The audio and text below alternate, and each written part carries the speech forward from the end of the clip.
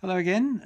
Good afternoon, everyone. And we are going to have a little chat about the outstanding aspects of our recitals that we've heard. Yeah, absolutely. And I'd like to start with actually yesterday afternoon, because we don't have a chance to examine the afternoon. Yes. Wonderful Russian pianist Ilya Shmuklo played a number of works, one of which is very interesting. Why? Because it's so simple, technically speaking. Well, sounds simple, yes. Yes, and it was the Slotti arrangement of Bach. It's what is it? A prelude of Bach's? Yeah, prelude in B minor. It's we've seen a lot of these transcriptions of Bach. These romantic interpretations of Bach's music, and how do you feel about that? Because my the great arranger of Bach, he did a huge number of them, is Busoni, of course. Yes, absolutely. The trouble with that is that you don't want to interject too many romantic elements of music. You want to maintain that Baroque characteristic, that Baroque styling. Right. And so it becomes a question of how do you use the instrument, because yes. How do you pedal the music, and how do you keep it from overwhelming the audience and keeping. But don't you think that chaconne? I mean, it's overwhelming for me, because I play the harpsichord. Yes. And it's not that I'm a one of those authentic music nuts. It's just that I think Busoni tends. I mean, the chorale preludes work very well in his arrangements because he doesn't overdo things. But I mean, he becomes, as you pointed out before, they're really great organ works. Yes, absolutely. I disagree. I like the chaconne very much, actually, the Busoni. It's a great virtuosic piece, yes. And like I said, it's very important for the pianist to maintain that balance of, especially how you use the pedaling, so that you don't blur too many colors, adding that romanticism into a music that is characteristically Baroque. Yes, exactly. So that's kind of the difficulty in presenting. But is there any sort of moral issue of integrity concerning text? I mean, this is the world we're living in, text ruled performance practice. When it comes to Baroque music, you are much more defined, and there's a greater basis for rules. These romantic transcriptions, you have a little more freedom, right? But like I said, it's important for that pianist to maintain that element, that true characterization of the Baroque characteristic that the composer has. So what do you think motivated Busoni to do this? Love of Bach? I think it was this era of Bach music coming back into society. Bach was largely practice room music. Absolutely it was, right. Yes. For the church, for worship. Mm-hmm. So I think it was this element of how can we take Bach and reintroduce it into kind of the modern times. And then we really saw with the pianist Glenn Gould, who really kind of took Bach into that, back to that traditional, made it popular in that sense. That extreme. And Gustav Leonhardt and Nicholas Harnoncourt. Oh yes, for sure. Sorry. Okay, well, we'll listen to this little clip of this, I thought, extraordinarily simple but most beautifully played by Ilya Schmuckler.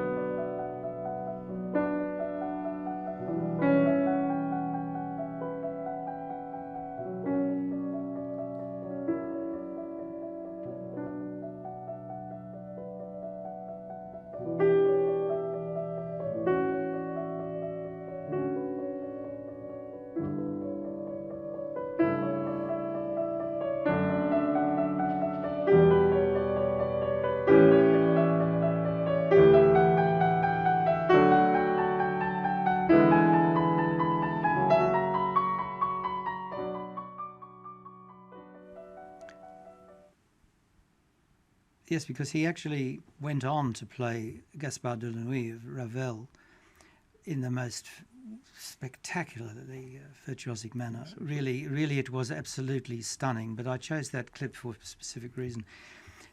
The Scarbo was terrifying listening to it. As it should be, yes. This ghastly, insidious, evil monster, you know, that appears, and the danger and nastiness was obvious. And as you were pointing out, it's so hard to get beyond the technique. It's very difficult work, isn't it? Yeah, absolutely. You know, playing a piece, it's notoriously one of the most difficult pieces. All three movements.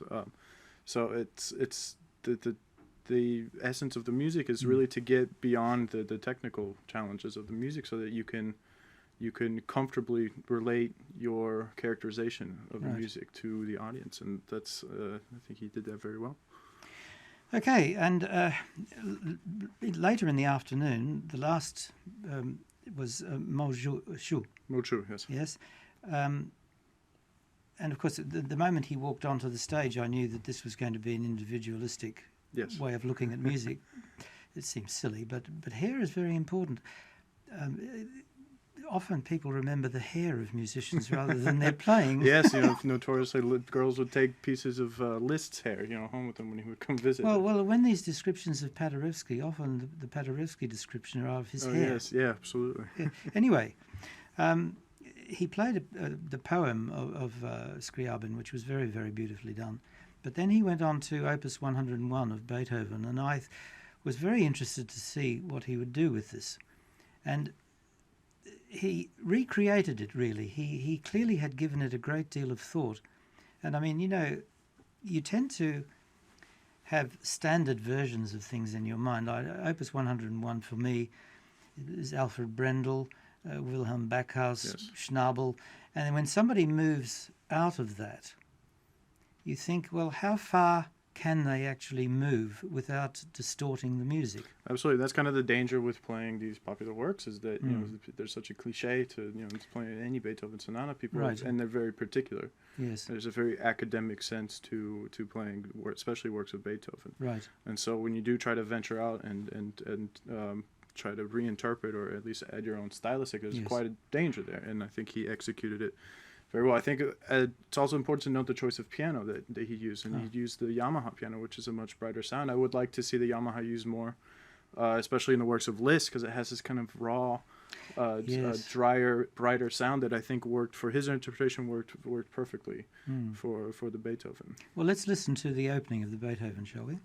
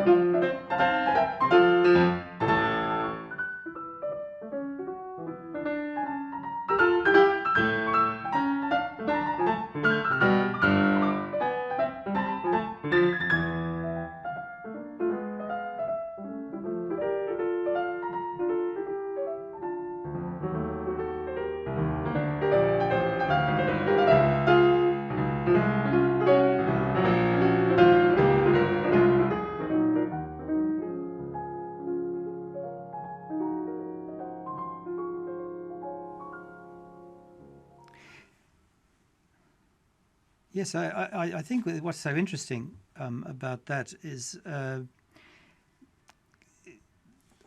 Asian pianists bring a completely different mindset to Western music. Yeah, it's a completely different school. It's very technically minded, and they don't have the history, the lineage of how European schooling conservatories have of the traditional playing, and so they rely on either teachers who have traveled and or recordings. Because I think it's fascinating to hear what a fresh pair of eyes does to the same notes as we've looked at for centuries. Absolutely. I think very interesting. Moju did a very, very good job. It was very entertaining and very refreshing Beethoven work. So. Okay, now closer to home. Okay. You were going to talk about what's his name? Timoteusz Bis, yes. Right? So he played the Polish yes. pianist. He played the Busoni Chorale Prelude. You know, we were talking about Bach earlier. That was very beautifully done too. Excellent, very very well done. I was impressed by his Rachmaninoff. I thought it was very very sensitive, something that we see kind of typical of Polish pianists. This this very romantic, poetic nature. That he kind of injected into the Rachmaninoff. You know, he still had that kind of seductive evilness, the harshness required to play this tremendously difficult work. But like I said, especially the second movement, I thought was particularly wonderful. You know, and I can relate this to for viewers if you ever listen to Rubinstein play Beethoven sonatas. Yes.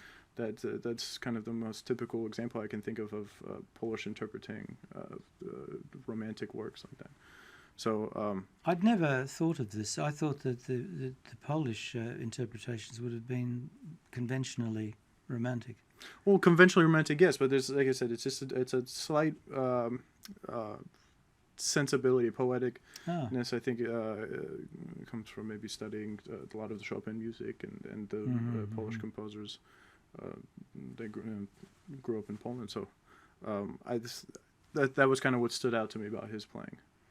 Yes, because I remember hearing Horowitz's last concert in London. Yes. And he played the second sonata. Horowitz, I mean, like I said, he had. But he was elderly then, but it's still, the magic was there. Yes, of course. You know, like I said, we all wish we could have that special relationship that Horowitz had with the great composer Rachmaninoff.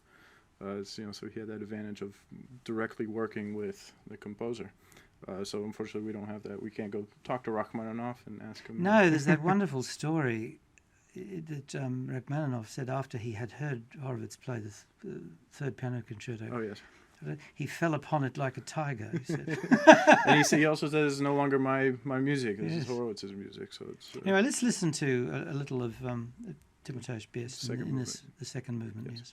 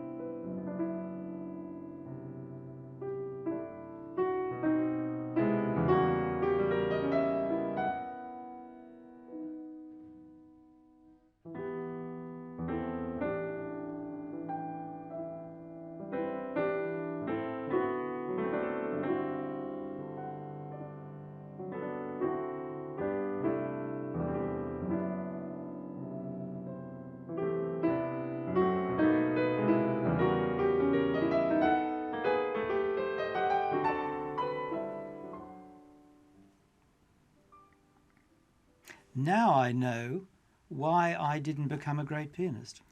Because I haven't got enough hair. That's the reason. It's quite frustrating watching him with that hair in his eye. I just want to move it for him. But it's really a tremendous performance of the Rachmaninoff Sonata. It's truly a treat. But now we want to move on to kind of I think the biggest treat. Today, so far today, yes, so far. Anastasia Nestorova. Absolutely. She performed Chopin Scherzo No. 4. It was a wonderful performance of the scherzo. I mean, the central, that wonderful, is it the nocturne in the center, really, a bel canto song? Yes, it's tremendous. You know, it's the sensitivity and the understanding of Chopin's music was, and then also the virtuosity.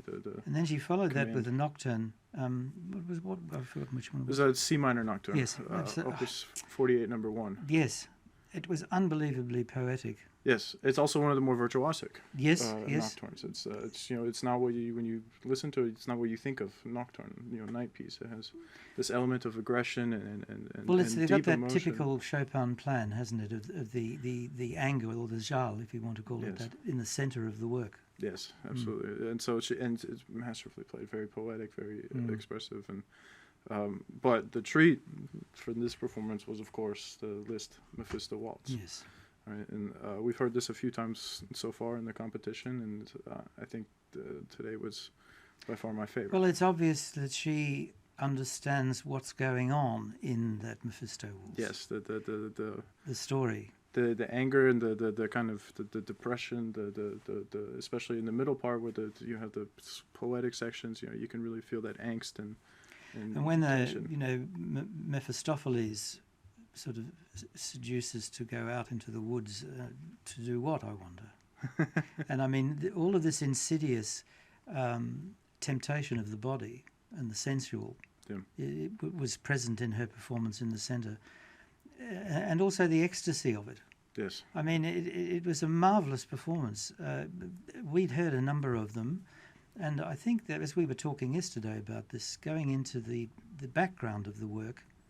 Yes, the literary background is so important. Absolutely, it's kind of like I said, an academic package. It's very highly valued among artists, teachers, and the public today. Because it slows the work down. If you're just playing it as a virtuoso work, then you're not giving it time to sort of evolve historically.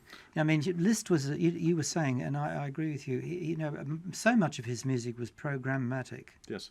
The understanding of the literary elements, the extra musical associations that go along with the music is, it creates a sense in the pianist that everything matters. Every detail has a meaning.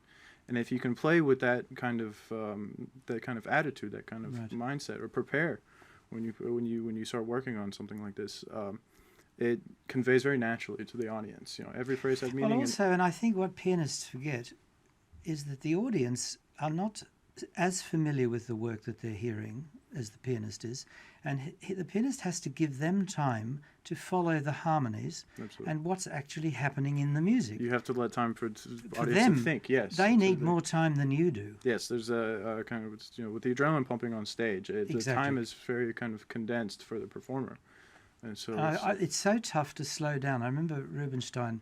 Somebody said to him, "Why do you play this virtuoso passage so slowly?" And his answer was, "Because I can."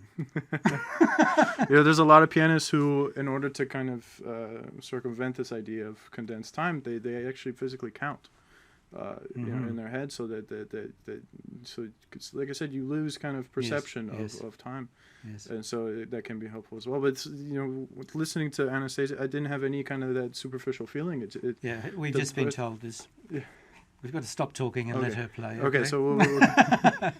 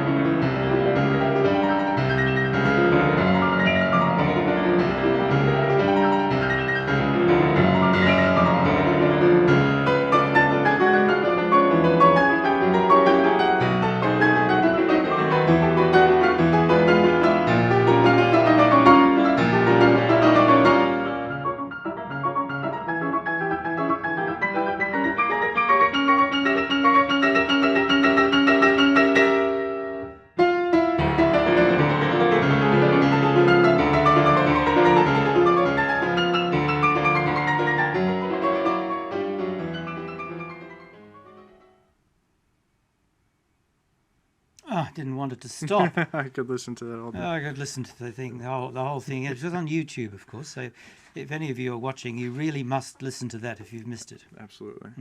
Okay, well, we'll see you tomorrow. And actually, I'm having an interview tomorrow, so you won't be with me. Okay, then I'll see you in 2 days, I believe, 3 days. Okay, great, Vitold. Bye-bye. Bye.